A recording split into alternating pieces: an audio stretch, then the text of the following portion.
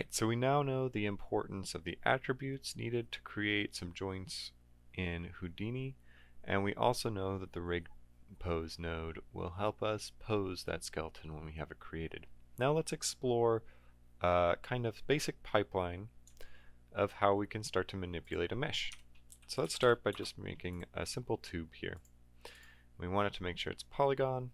I'm going to move it up to 0.5 so it's flush with the ground, and just make its radius just a little bit less so it's a skinnier tube, and make it have some subdivisions, some rings on it.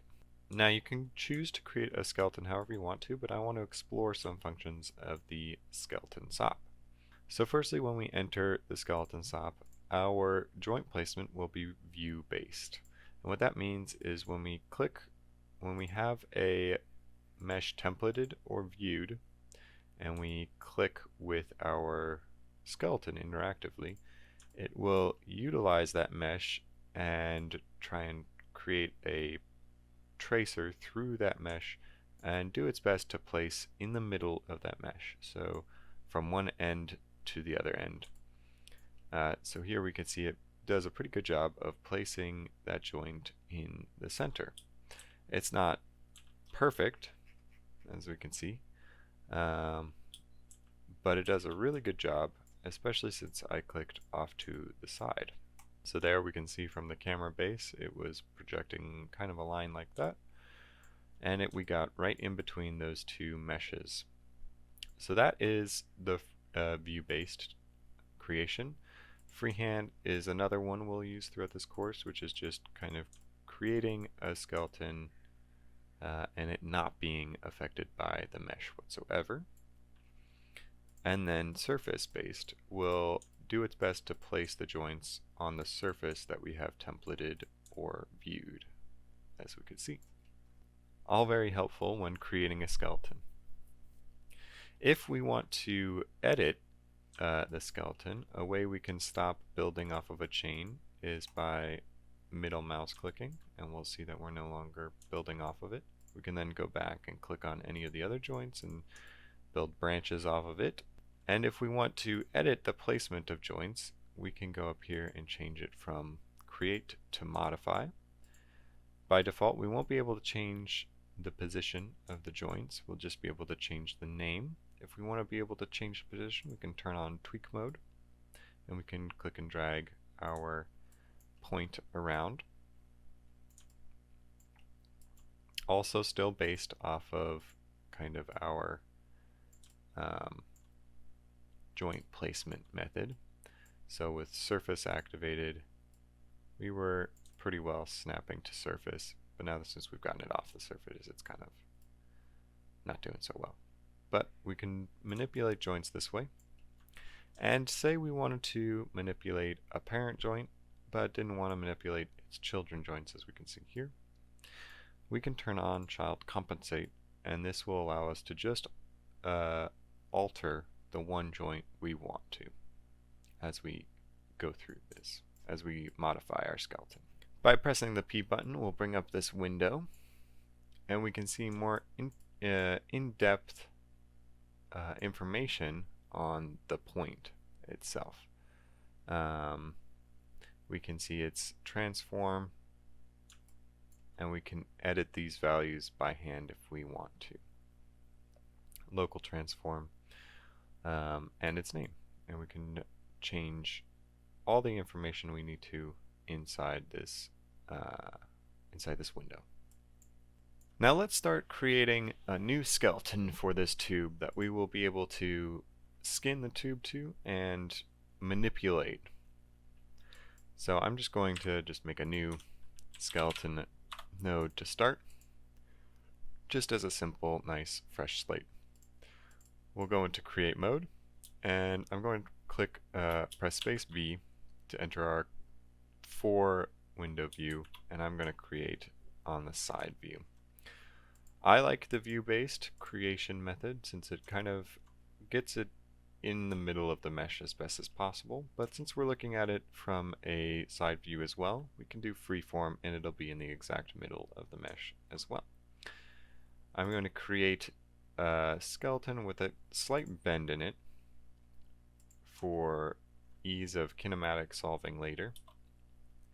And I'm going to come in and rename all these joints. So I'm going to call this one tip, and we'll call this one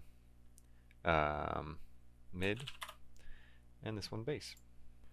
Now, a useful tab that we can use when creating skeletons as well is this rig tree node, or this rig tree tab. We can find it by creating a new pane tab and going under animation and finding it here, rig tree. We can see that we get a breakdown, kind of like a scene breakdown of how things are parented, but simply with the skeleton. Here we can also rename our joints if we need to, or select them. Now let's go through the process of creating skin weights. So a nice way that Houdini creates skin weights is by using its biharmonic system, which is what Houdini used when using the bone system. To do so, we are going to need to grab some, as we can see when we look up bone capture, we get bone capture biharmonics, or biharmonic. We need the skin geometry and the capture geometry. Okay, let's go through the process of skinning this mesh. The common method for organic skinning in Houdini is called the biharmonic method, where we use a tet embed mode and a biharmonic capture, which we can find by simply searching biharmonic. We can see this bone capture biharmonic. It's very good at doing organic structures, and it's what we will use for our humanoid character. There's another form of mesh capture that is better for kind of mechanical things that we will also be using at a later date. If we look up capture here, we can find it in this list, capture pack geometry. But we will explore that further later when we go and do a rig for a mechanical structure. The biharmonic capture system needs a few things. We need a skin geometry and a capture geometry. The capture geometry is created by using a tet embed node. The tet embed node needs some input polymeshes, and we need some points and curves. The points and curves that we need are created by a bone capture lines node as such. So from our skeleton we feed into our bone capture lines. Our bone capture lines goes into our additional points and curves of our tet embed. Our polygon mesh that we need for the tet embed is our mesh itself that we're skinning. Our skin geometry for our capture is our skinned mesh, and our capture geometry is our tet embed geometry. And then we can place down a bone deform node, and our output of our biharmonic capture is going to be a skinned mesh with capture data that can go into our geometry input. Our rest points can come directly from our skeleton, and for the time being our animated deform point transforms can also come from our skeleton. Just to make it separate, if we need to, we can add in a rig pose node here so that we can differentiate that this is our animation slash deform joint chain and this is our rest chain, simply straight from our created skeleton. If we take a look at the tet embed mesh, if you've never explored this node before, if we turn on wireframe, we can see that this mesh is very dense. It becomes very dense. And essentially what our system is doing here, if we look at our capture lines as well, it's basically a nice resample of our bone capture lines from our joints, from our chains here, from our primitives. We can see that it's subdivided a lot, and we have a lot of extra points here. And when we look at our teton bed, we can see a focus of points kind of in that area. What our system does here with the biharmonic bone capture system does is it spreads an attribute, a capture attribute, out from our bone points along this very dense structure of points, like a spider web or a virus, out to the edge, which is determined from our skin mesh. And from that data we can determine the distance from the points that we need to weight our skeleton.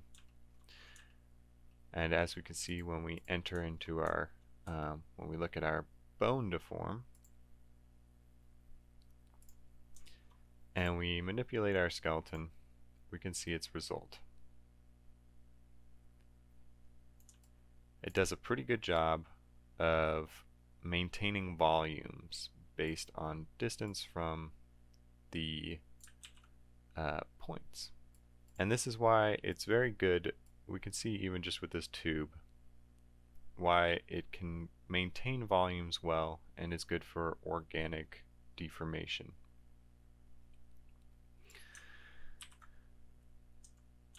If we want to manipulate that capture data, we can put down a layer capture paint node, a capture layer paint node. And we can simply pipe in, can plug it in here, and we can see that data visually on the mesh just like we could in other DCC packages. We can change some parameters here to make our skin weight painting a bit easier. We can, instead of seeing all regions, we can see just selected regions, and you can change what kind of visual you have with the visualization mode. We can select different skeletons, different joints with the control middle mouse button to see its skin weight region. You can do so with the bones, so the primitives in between the points, and it'll select the kind of parent of that bone, which will, in this case was the mid. And if we do so with the mid to base primitive, we'll get to see the base's skin weight region. As we can see, the skin weight data was kind of based on this primitive that spanned out from our skeletons, meaning that the tip didn't get much data at all, which is fine since it didn't really need much data for the deformation to look good. As we can see, when we bend it, it looks great. And we don't really need much data up here since there's not much point unless you as an animator or character rigger want some skin weight data up here. So quickly, let's go over a little bit more in depth the capture layer paint. So as we saw earlier, we can control middle mouse on any of our joints to see their capture weight region. And we can change how that information is displayed to us. However, how do we actually change the data? Well, we can right click on our viewport here and we can see the different operations. Left mouse button does a true paint, middle mouse button does a smooth final. I'm going to change middle mouse button to be reduce since shift clicking is a smooth final already to begin with. I'm going to select this top joint and I'm just going to left click and we can start to see that that's adds weight towards red, which we're in infrared mode right now, which means red is heavy weight. We can adjust how hard we are painting up here with our depth and opacity.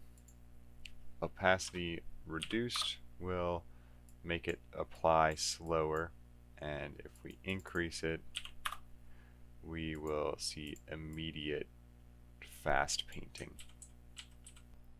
Now that we have our simple tube rig, let's start exploring a typical pipeline to kinefx kind of thought processes and procedures. And we're going to do this through creating a simple kinematics. So I've gone ahead and actually switched over the rig to be just a line so that I have more points to deal with when showing this process. So let's start by, well, putting down a IK solver, IK chains node, which is how we're going to create our IK for the time being. We'll notice when we put down the IK chains node that there are two inputs needed. We have the skeleton and the IK drivers.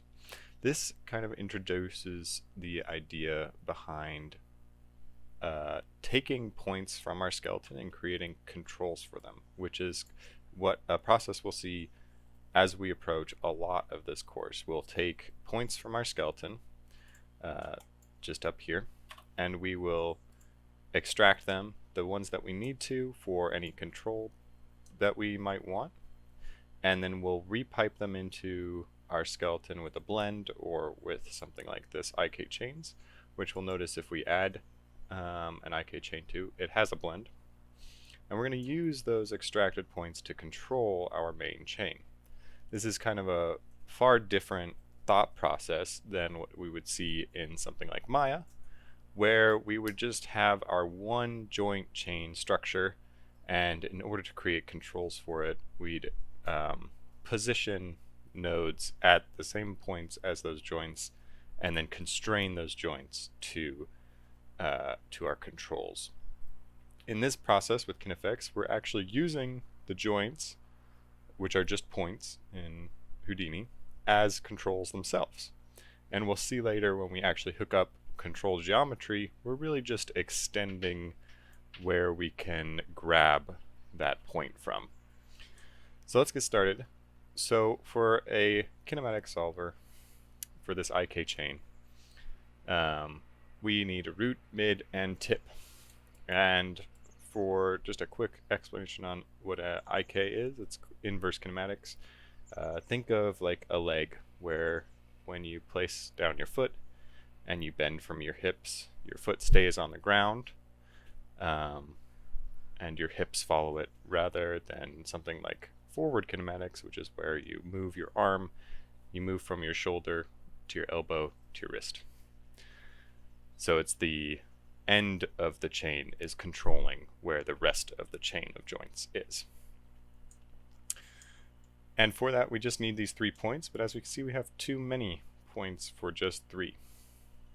So we can extract a few points by using a delete joints node if we want, and we can use this to just select the joints we need. So we need an end, a mid, and a base. I'm just going to select those points that are roughly in the middle of those positions. And when we select our delete joints, we can see that all those joints that we just selected were deleted, and just like a regular blast or delete node in Houdini, we can switch it over to delete non-selected. And there we go. We can see now that we have a different chain of joints that if we hook up a rig pose to, has only those 3 joints, and the parent structure is still maintained from our original line of joints. We'll also probably not need this rig pose anymore, because as we notice, if we edit this before we separate out our controls geometry, we're effectively changing kind of the rest geometry, but in a way.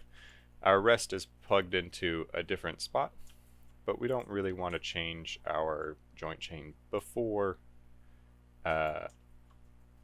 extracting our control points in this case. So I'm just going to pass by that node just so we don't use it anymore.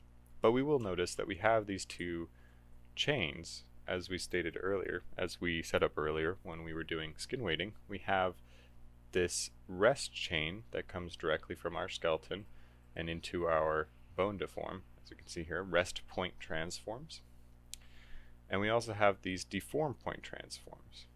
So anytime we want to adjust the animation of our skeleton, we're always going to edit the deform side of things. We don't want to affect our rest skeleton, our rest pose, once it's created.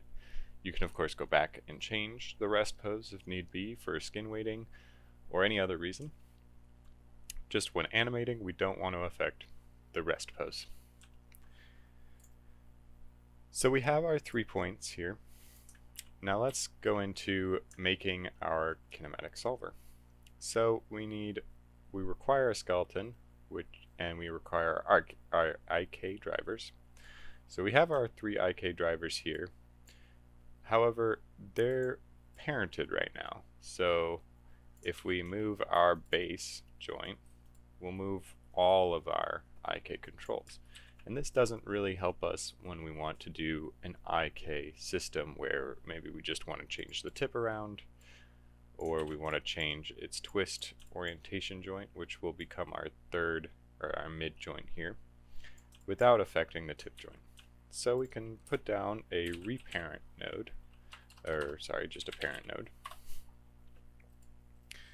And we can select node or joints interactively if we want to change how the parent structure is created, or we can add selections in here, select our joints. So for this one, I'm going to select all of our joints, and we'll just keep the parent blank so that they become unparented. Now we can edit each of the joints without affecting any of the other joints, and we can just put this right before our rig pose node, just like that. Super nice that we get that procedural aspect of Houdini with this rigging system, rather than, say, in Maya, we would have had to unskin this whole chain of things or do a whole bunch of other stuff that we couldn't just reposition where we did our unparent and reparent. So we have our IK chains now. We might want to get in the practice of offsetting our twist joint. So we can call this rig pose offset twist, just so that there's this triangular shape from our joints, so that we have a direction, a normal direction that is away from this straight line for our kinematics, our IK, to solve from, so it knows which direction to bend our line of joints here. So we'll put that into our IK drivers, and our skeleton is just our regular skeleton at the point of before separating out our control joints. So you can have edited the animation in this case if you wanted to, and then separate out the kinematics, and you can still extract it from there. Or if there was this rig pose that we were just saying, alright, I want to move the whole joints here like that, then you could build your kinematics off of this point. But like I said, I'm just going to skip over that for the time being. So we have our rest skeleton now, and our separated out controls. And this one I'm going to maintain with just being offset. So I'm going to put down a new rig pose as well to be our IK control. IK animate. And for readability, if you want, you can put down nulls just to say IK control out, or however you want to organize your scene for readability. Once we have our IK chain hooked up and ready, we can start to select our joints. So our root node is going to be, or our root joint is going to be the base of our skeleton line here. Our mid one is going to be the middle joint that we extracted earlier, and our tip is going to be our very tip. Now, since each of our joints have a name attribute, if our points were extracted as such, we can simply match our twist and goal joints by name, and we no longer have to determine them by hand or by inputting a name. Of course, since we're able to select the control points we need, if for some reason we had a different chain of IK control joints somewhere, you could of course plug that into the IK drivers and select those control points here instead, and then you would want to match your twist and your goal name by selecting the proper controls. So our IK is pretty much set up now, and if we were to put it into our animation line and start to edit our control points here, we should start to see some deformation for IK solving. As we can see, that twist joint that we set up earlier, that midpoint offset twist, it bends towards that twist joint. If it was perfectly in line, we'd start to get a random, rather not random, but unpredictable position as to where we were twisting our tube towards. So it's not towards Z positive as I would have wanted to control. So here we can just reset that to be forward. And of course, if we want to change where it twists to, once we have that offset, we can animate this twist joint to control where it twists. So we can predictably know where it'll start to bend, and then how we can control where it bends towards. Very nice. And here we can see that basic structure of extracting the joints that we need to create control geometry for our solving of what we need, whether it be FKs, IKs, spline IKs, any amount of control that we want. We can simply split it off from our main chain, delete what we need, delete what we want, set up our control system, and replug it into this main chain. And like I said, if we can see here that this blend is blending our positions from our extracted joints in with our main chain. We can see this when I edit this chain of things. It'll do its best to put these joints in line with our IKs, and the result, as we can see here, is this is the IK chain and it points towards, and we blend, we can put it back towards the main chain, so we can effectively turn off the IKs. If we had a special system of FKs or a reparented system of FKs, for instance, we can just take our delete joint node here, and if instead of wanting to set up a kinematics, we just wanted to set up a reverse FK system, we could do so. We could take that parent node that we had here, and instead of simply deleting all our parenting structure, we'd want to start with deleting our parenting structure, and then we can set up a new parent structure as such. And once we pose this with a rig pose, we now have that reverse structure, so we can pose from the top down. Instead, if we wanted to create that simple structure, we could put down our own skeleton blend node and blend in our controls Right now we're blended towards our base chain, and we can blend towards our control chain. We'll notice something really wonky happened here, and it's because we aren't controlling, our control joints aren't in the same space or same structure as our main chain was. We reconstructed the parents, and they now have new local transforms and that kind of stuff. So we'll want to make sure we're transforming in world space. And we can see here that the interpretation has blended the joints that we have. Our root joint, or rather our tip joint, our mid joint, and our base joint were blended perfectly. And just with this strange reparent structure that we did here, we've dragged along the in-betweens from our tip and our base.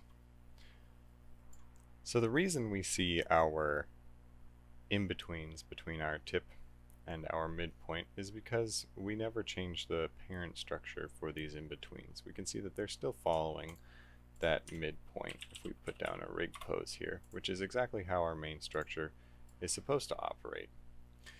So of course when we blended back in just our 3 points with no extra interpretation for any of the other points, they are still children of that midpoint, so they'll follow with that joint, and our tip joint is what is blended with that. Basically this is to show that any sort of system of controls that you want to build from your main chain, you can just extract and start to build it out and blend it back in with your main chain to control it. So back to our IKs here. We now have an IK system set up, and we can see it working. And this is the general process we'll see as we approach a lot of solving for control systems with our kinefx rigs, both with our organic cyborg rig and with our mechanical vehicle rig.